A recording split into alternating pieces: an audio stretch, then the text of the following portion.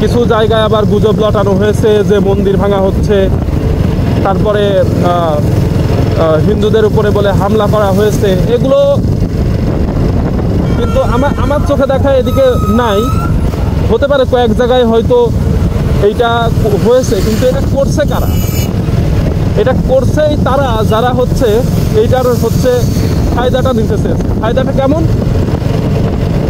যে আর একটা দাঙ্গা যাতে বাঁধানো যায়, কীভাবে আর একটা সমস্যার সৃষ্টি করে এই শান্তিপূর্ণ আন্দোলন, এই শান্তিপূর্ণ যেই সমস্যার সমাধানটা, এইটাকে আবার অশান্ত করে নতুন করে আবার একটা সমস্যা সৃষ্টি করে যাতে কেউ ফায়দা নিতে পারে, একটা মহল ফায়দা নেওয়ার জন্য এই কাজগুলো করছে।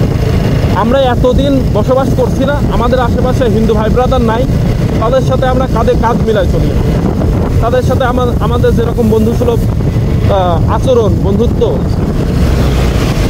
এটা অন্য কোনো জায়গায় নাই, অন্য কোনো দেশে নাই, সেটা আমাদের এখানে আছে। এতদিন সমস্যা হলো না, আর যখনই হচ্ছে এই বৈষম্য বিরোধী ছাত্র আন্দোলন শুরু হলো, এর ভিতরে হচ্ছে এই মন্দির ভাঙা হয়েছে। কেন হয়েছে? কে করেছে? যারা দেশ ছেড়ে পালিয়েছে তারাই করেছে অবশ্যই, তা না হলে কেন এই কাজ করবে?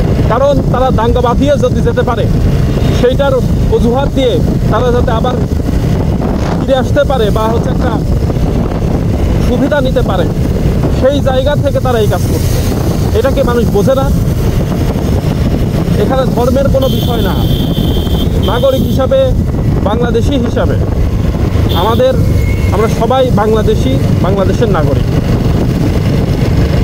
এখানে কোনো ধর্মীয় বিরোধ, এখানে কোনো স্থান নাই। এখানে ধর্মীয় কোনো হচ্ছে আন্দোলন হয়নি। এখানে ধর্মীয় কোনো বিষয় নিয়ে হচ্ছে এই জ্ঞানযন্ত্রার সৃষ্টি হয়নি। ধর্মীয় কোনো বিষয় নিয়ে এই আন্দোলন হয়নি। আন্দোলনটা হয়েছে এই বৈষম্য বিরোধী আন্দোলন। সেটা কি আমরা বুঝছি না? আমরা কেন এই হচ্ছে এই ইন্ডিয়া থেকে কিছু হচ্ছে কন্টেন্ট ক্রিয়েটর উল্টাপাল্টা কন্টেন্ট বানিয়ে হচ্ছে আপলোড করে দিচ্ছে আর বলছে হচ্ছে বৈষম্য বিরোধী, বৈষম্য হচ্ছে যে এদের হিন্দুদের উপরে হামলা হয়েছে। এই গুজব সব জায়গায় লটাই দিয়েছে। এটা নিয়ে এখন আন্দোলন চলছে। কেন রে ভাই? সব সময়কে আন্দোলনের উপরেই চলবে সব কিছু? সমাধান হবে না তো। সবাইকে এটাই সবার মাথায় রাখতে হবে যে এই যে কিছু মহল এরা যে ফায়দা নেওয়ার চেষ্টা করছে, এই জায়গাটা আমাদের মাথায় রাখতে হবে। এখন আওয়ামী লীগ ক্ষমতায় নাই, তাই বলে যে তারা ক্ষমতায় পরবর্তীতে আবার নির্বাচন করবে না বা আসতে পারবে না, তা তো না। সব কিছুই আবার স্বাভাবিক হবে। স্বাভাবিকভাবে সবার জায়গা থেকে সবাই রাজনীতি করবে। সাধারণ মানুষ কেন ভোগান্তি পোহাবে? সুবিধা নেবেন তো আপনারা বেশ কয়েকজন। আমরা সুবিধা নিতে যাব? লাখ লাখ টাকার পকেট কি গরম করছি আমরা? বলে সাধারণ মানুষ গরম করছে না সাধারণ মানুষের দ্বারা ফায়দা নিয়ে আপনারা গরম করছেন? সাধারণ মানুষ তো আর পালায় নাই। এই ছাত্রলীগের অনেক ভাই ব্রাদাররা যারা এখন হচ্ছে সমস্যা ফেস করছে, এরা কি ফায়দা নিয়েছিল? কি ফায়দা নিয়েছে? তেমন কোনো কিছুই ফায়দা নেই।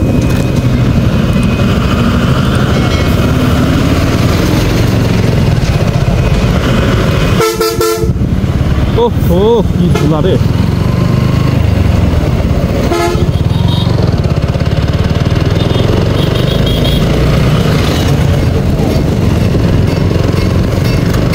এই ফায়দাটা নিয়েছে কারা? ফায়দাটা নিয়েছে যারা, তারা হলো রাঘব বোয়াল। তারা এই ছাত্রদেরকে ব্যবহার করে ছাত্রলীগ, ছাত্রদল, এটা ওটা বিভিন্ন রকমের বানায়, হাঙ্গামা বাধায়, একজন একে অপরের শত্রু বানায় নিয়ে তারা তো এখন ঠিকই পালায় আছে। আর সমস্যা ফেস করছে যারা দেশের ভিতরে আছে। যারা দেশে আছে তারা সমস্যায় আছে।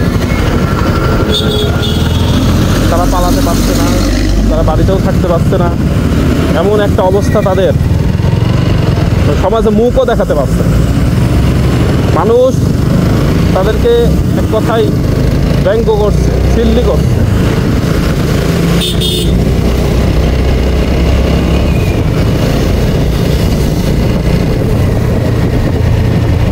তো আমাদের প্রথমে বুঝতে হবে যে কারা আমাদের দ্বারা সুবিধা নিচ্ছে আর কারা আমাদেরকে ব্যবহার করছে। দল পার্টি না করলে যে আপনার চলবে না, আপনি একটা ক্লাসে পড়বেন না, এমনটা কিন্তু না। বাপের খাচ্ছেন, বাপের পড়ছেন, আর লোকের যে অভিভাবক মানছেন, বিষয়টা কিন্তু এখানে না। রাজনীতি করবেন না তা না, রাজনীতি করবেন, নিজের জায়গায় স্বচ্ছতা রেখে রাজনীতি করবেন এবং করা উচিত। কারণ আপনি একটা মানুষ হিসাবে আপনার মতামত আছে, আপনার ইচ্ছা আছে, আপনার রুচিশীলতা আছে, সব কিছুর উপরে ভিত্তি করে আপনি কাজ করবেন। কিন্তু যখনই দেখবেন যে আপনার দল বা আপনার নেতা বা আপনার অভিভাবক তার দ্বারা কোনো ক্ষতি হতে যাচ্ছে, কোনো সমস্যা হতে যাচ্ছে, যেটার দ্বারা আপনার ক্ষতি, মানুষের ক্ষতি, জনগণের ক্ষতি, তখনই তাকে আপনার ত্যাগ করা উচিত এবং এটার প্রতিবাদ করা উচিত। তা না হলে আমি মানুষ কিসের? বলেন, আপনার মতামত আছে না? যা বলবে তাই নাকি?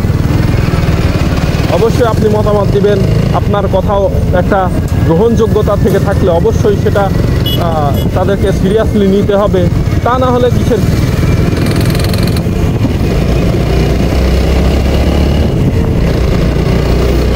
যাই হোক, আমরা গুজবে কান দেব না, এটাই হচ্ছে মেন কথা।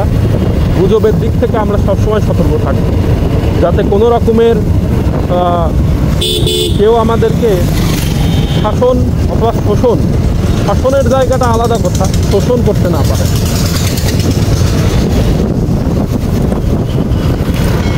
ভালো খারাপের বিচার হবে, শাসন তো হবেই, কিন্তু শোষণ হবে না, শোষণ চলবে না এদের।